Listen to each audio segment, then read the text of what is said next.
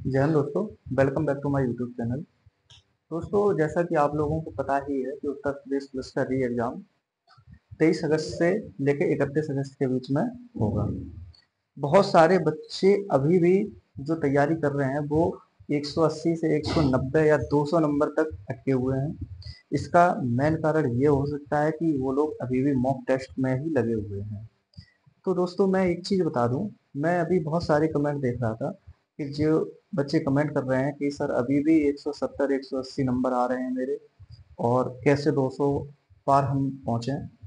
तो देखो, मैं एक चीज़ आपको बता दूं, आप लोग ज़रूर एक गलती कर रहे हैं। गलती वो है कि आप लोग मॉक टेस्ट में लगे पड़े हैं अभी तक। मॉक टेस्ट जो है वो सिर्फ टाइम मैनेजमेंट के लिए लगाया जाता है। उससे हम ये पता करते हैं कि जितना समय हमें परीक्षा में दिया जाता है और जितने क्वेश्चन आते हैं हमारे, क्या मैं उतने समय में उतने क्वेश्चन हल कर पाऊंगा कि नहीं कर पाऊंगा। मॉक टेस्ट सिर्फ इसके लिए होता है, ना कि आपकी एक सिलेक्टेड नंबर और सेफ स्कोर बनाने के लिए मॉक टेस्ट कभी नहीं होता है। क्योंकि मॉक टेस्ट में जो क्वेश्चन आप लोग लगाते हैं, पैटर्न भले ही वही मिल जाए आपको पेपर में, लेकिन क्वेश्चन वो कभी नहीं मिलते हैं।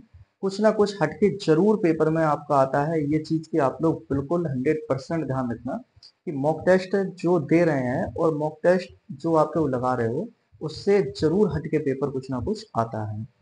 तो मैं आप लोगों को एक सलाह दूंगा कि अब मॉक टेस्ट देना आप लोग बंद कर दीजिए, जिनके नंबर अभी भी कम आ रहे हैं। मैं देख रहा हूँ कि लड़कियां, काफ़ी सारी लड़कियां कमेंट कर रही हैं कि सर मैथ बहुत डिस्टर्ब हो रहा है, मैथ में नंबर कम आ रहे हैं मेरे। तो मैंने एक पहली वीडियो में आपको बताया था कि मैथ के कुछ चुनिंदा चैप्टर होते हैं जिनको आप लोग अगर पिछले 1 या 1.5 महीने से अगर कंप्लीट करते चले जाते, अभी भी अगर 10-15 दिन का समय है, अगर रोज डेली एक चैप्टर भी अगर कंप्लीट करोगे, तो उससे कुछ ना कुछ आपको जरूर फायदा होगा। अब वो चैप्टर कौन से हैं तो आप लोग मेरी पिछली वीडियो देख लेना, ये कुछ चैप्टर मैंने बताए थे। तो चलिए मैं इस पर बात कर लूँ कि अब क्या करना चाहिए हमें, और इतने नंबर जो कम आ रहे हैं अभी भी लड़कों के, तो क्या गलती कर रहे हैं। वो गलती यही है कि अभी भी आप लोग मॉक टेस्ट के चक्कर में पड़े हुए हैं। सबसे बड़ी गलती तो यही है आपकी। तो मॉक टेस्ट देना आप लोग बिल्कुल बंद कर दीजिएगा अब। क्योंकि मॉक टेस्ट अगर देते रहेंगे और परीक्षा के अंत तक अब पहुंचते पहुंचते अगर मॉक टेस्ट ही आप लोग देते होंगे, तो आप डिमोटिवेट हो सकते हैं और कहीं ना कहीं आपका एग्जाम डिस्टर्ब हो सकता है। तो ये बात मेरी आप लोग जरूर याद रखना। अब क्या करें, करना सिर्फ यही है कि जितने भी दिन अब हमारे पास बचे हुए हैं, उन दिनों में आप लोग सिर्फ प्रैक्टिस करिए। अच्छा, आप प्रैक्टिस कैसी करनी है, तो प्रैक्टिस का मतलब है जो आप पिछले 6 महीने में 1 साल में पढ़े हैं और जो भी आपने नोट्स बनाए हैं, उनको आप लोग खोल के रखिएगा और उनका एक बार अच्छे से रिवीजन कर लीजिएगा। यही आपकी प्रैक्टिस है। इसके अलावा आपको कुछ नहीं करना है, ना तो कुछ नया पढ़ना है, ना कुछ करना है। सिर्फ आपको अपनी किताबें खोल लेनी है और जो आप अपने नोट्स बनाए हैं, जो लिखे हैं आप लोग, उसका ही रिवीजन आप लोग कर लीजिएगा।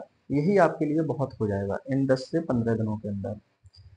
देखो, आप लोग थोड़ी समझदारी दिखाइए, एकदम लगे मत पड़े रहिएगा कोर्स के पीछे। इससे आपका जरूर एग्जाम डिस्टर्ब हो सकता है और आपका पहुंचते पहुंचते एग्जाम एग्जाम तक आप लोग जरूर हैंग हो जाएंगे।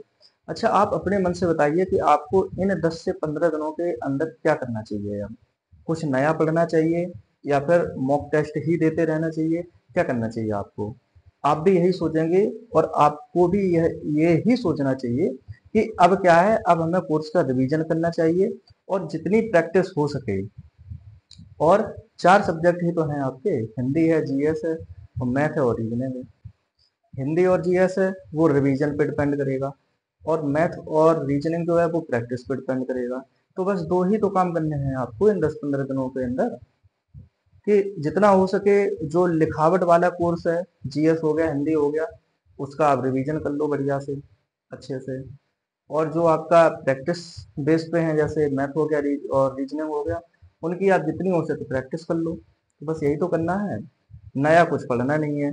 करंट जरूर देखते रहो, बस इतना ही तो करना है। क्यों इतने डिमोटिवेट हो रहे हो आप लोग, क्यों हो रहे हो इतने।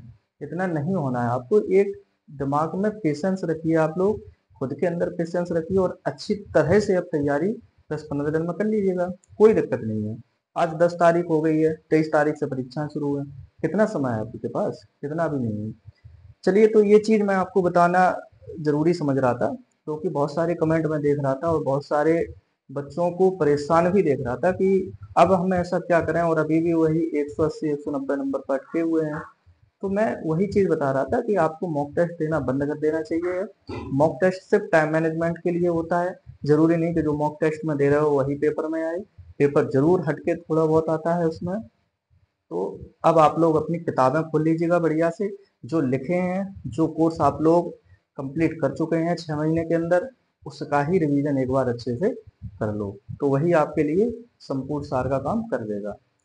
अब तीसरी चीज जो है इस वीडियो के माध्यम से बताना चाहूंगा कि लड़कों के लिए कुछ मुश्किलें ये हैं इस बार कि उनका सेंटर दूर जा रहा है।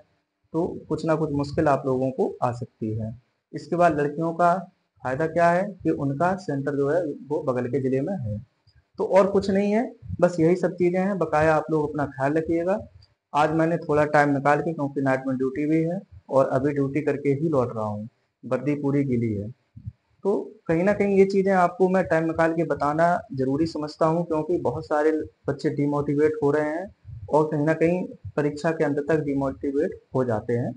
तो मेरा सिर्फ यही उद्देश्य है कि आप लोग परीक्षा तक सेफ रहें, एकदम अच्छे मन से परीक्षा दें। चलिए ठीक है, वीडियो के माध्यम से यही आपको जानकारी देना चाह रहा था। उम्मीद करता हूँ कि जानकारी आपको अच्छी लगी होगी। तो वीडियो को शेयर कीजिएगा और लाइक कीजिएगा। तब तक के लिए अपना ख्याल रखो। जय हिंद।